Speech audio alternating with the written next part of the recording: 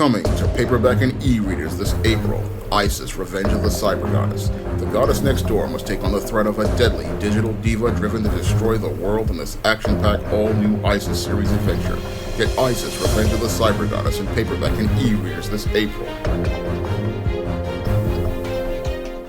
The CW, in a surprising move, has decided to recast the role of Kane on its struggling show Batwoman. Now, the original Kane was played by Ruby Rose, who decided to leave the show after its first season. And after your Ruby Rose decided to leave the role of Kane in the first season, producer Caroline Dries not only went out here and recast the role of Batwoman, but decided to put a new woman, your Ryan Wilder, a black woman, into the role of Batwoman, portrayed by Javicia Leslie. Now, this recasting of your Kane with the actress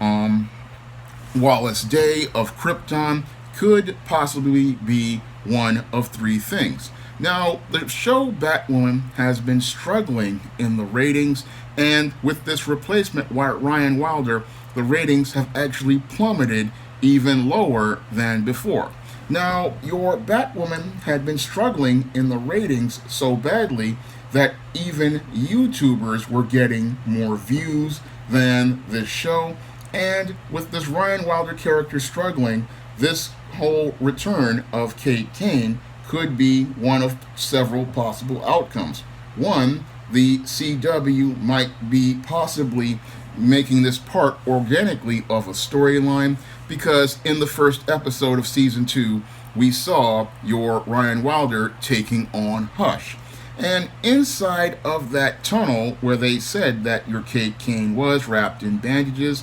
this possibly could be a red herring, and this Kane could just be Hush in disguise. That is one of the possible outcomes as related to the CW's Batwoman. The other outcome could be that the CW possibly is planning to bring Kane back to the show in an effort to try to save this show, which has been struggling in the ratings. Now, the CW has renewed Batwoman for a third season, and it's speculated that they may possibly be trying to find something to put actress Javicia Leslie in, because according to some reports, your Batwoman is getting that third season, and they just probably might be planning to go out here and give Javicia Leslie a brand new show while they still try to salvage what's left of Batwoman, which has again had ratings issues and has just not caught on with fans. But this possibly could set up into a really bad scenario that could further alienate Batwoman viewers, because if they do replace your Ryan Wilder with Kane again, it could lead to the ultimate N-word moment, similar to what we saw on the CW's Arrow. Now, a couple of years ago, we had the John Diggle character, a black man, take over the role of the Green Arrow because Oliver Queen said he could not handle being the Green Arrow and taking care of his son. However, the John Diggle character, as written in the story, he really did not have any archery skills, and he did not have the same motivation to be the Green Arrow, and he was dealing with an injury and taking drugs to deal with the injury. And as he bumbled and stumbled in the role of the Green Arrow, Oliver Queen had to take over again as he dealt with his own issues. Now, after your John Diggle dealt with his issues, he then asked Oliver Queen if he could be the Green Arrow again, and then was told by Oliver Queen, being the Green Arrow allows me to be the best man I can be. And this was seen by many viewers, including myself, as a complete slap in the face to John Diggle, and it was the ultimate, what many people would call, N-word moment for this black character, who has been faithfully at the side of Oliver Queen since season 1 of Arrow. So this was the ultimate slap in the face to the character, and it was an ultimate slap in the face to many black comic fans and black fantasy fans who saw John Diggle practically as an equal to Oliver Queen, and basically was being told that he could not be on the same level as a white man. And this could be the possible outcome if they decide to use Wallace Day and have her take back over the role of Batwoman. This could be another ultimate N-word moment for the Ryan Wilder character, who came into the role of Batwoman after living in a van down by the river and finding the costume lying on the beach after the plane crash. So this could be setting up for a similar type N-word moment for this Ryan Wilder character. And if this is the case, this could possibly be the thing that is the nail in the coffin for the Batwoman show, especially with African American viewers who have already seen many black characters mistreated in numerous Greg Berlanti productions, and this would be another big middle finger thrown up at all of those comic fans out there for these Berlanti productions, and it would really be the one that I believe would really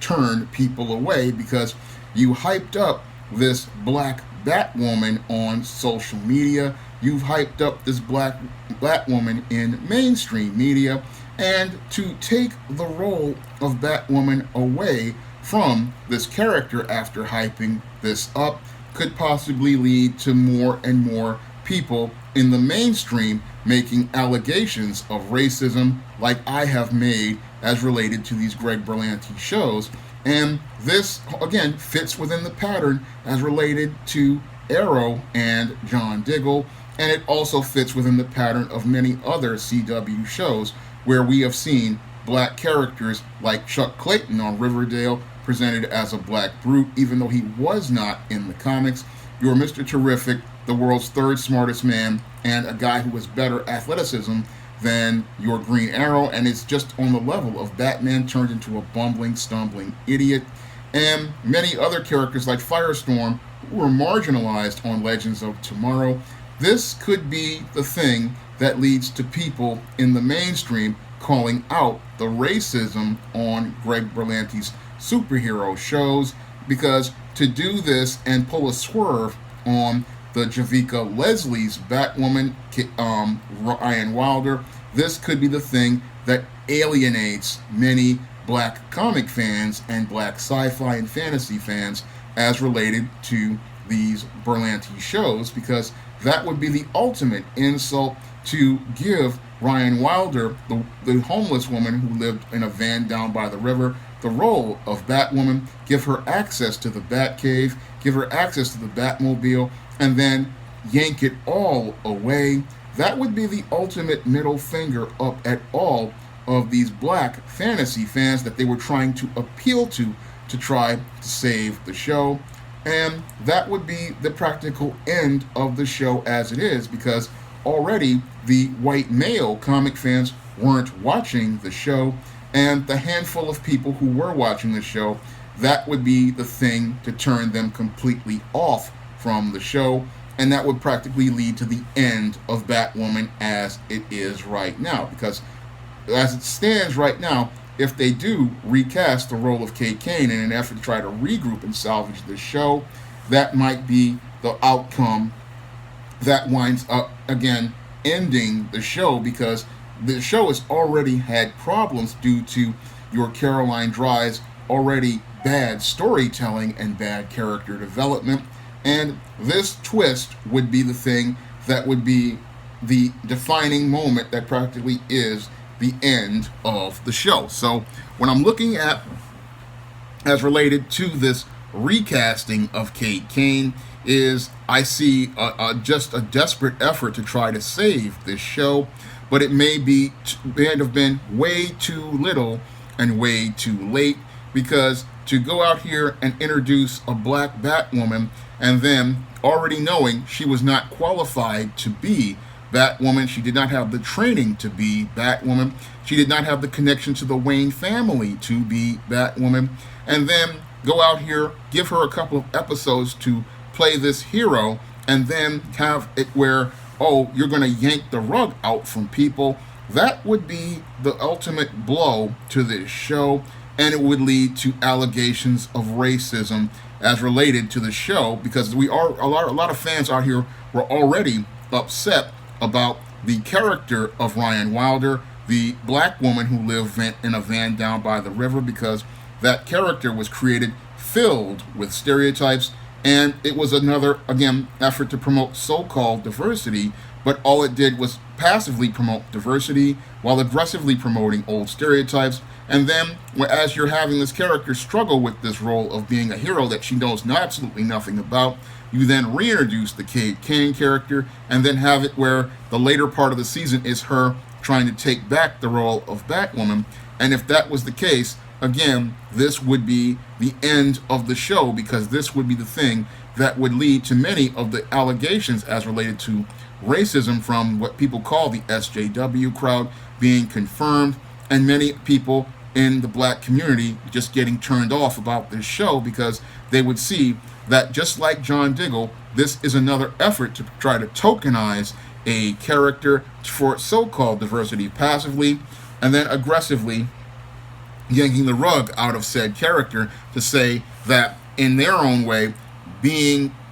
that Kane being Batwoman allows this white woman to be the best woman she can be, similar to what Oliver Queen said. And both of those statements are racist and white supremacist, because you're saying being this allows me to be the best I can be, and what does that make you? And again, that's an insult to the black person who puts on said costume, and saying that they are inferior even if they put on this hand-me-down costume, and that they are inferior because they will never be like you. So that's, again, an insult to any black person. And the whole thing is, you push this show as a black show, you push this as a black Batwoman, and then you tell us, oh, this black Batwoman cannot be on the same level as the white Batwoman, similar to what happened with John Diggle on Arrow. Oh, he can be the Green Arrow, but he can't be the Green Arrow. And again, that is an insult to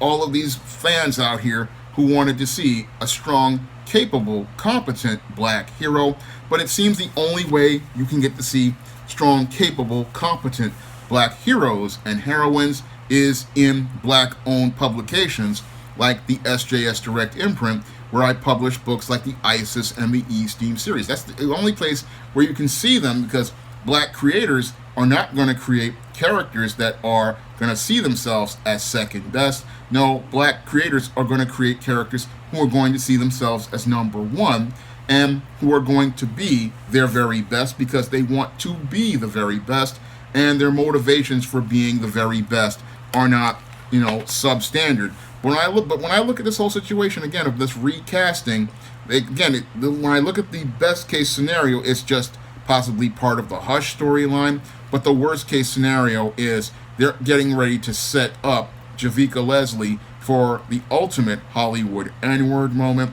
and this could possibly lead to one of the biggest PR disasters in superhero television show history. Now, if you want to read my books featuring black heroines, like the ISIS series, the E-Steam series, and the books of the Spinsterella trilogy, you can find all of those books on Amazon.com in paperback and Kindle format, Smashwords, the iBookstore, and Google Play. And if you want to see me make more videos and comics like the upcoming John Haynes comic book at Death's Door, you can donate to my Patreon, my PayPal, or my Cash App by clicking the link in the description box. That's all I have to say for this video. You can comment, rate, and subscribe. Now available in paperback and e-readers, E-Steam Blast from the Past. Hell's aspiring angel takes on her demonic doppelganger in this action-packed, time-traveling E-Steam series adventure. Get E-Steam Blast from the Past with a bonus E-Steam comic book, No Good Deed, in paperback and e-readers at online booksellers everywhere.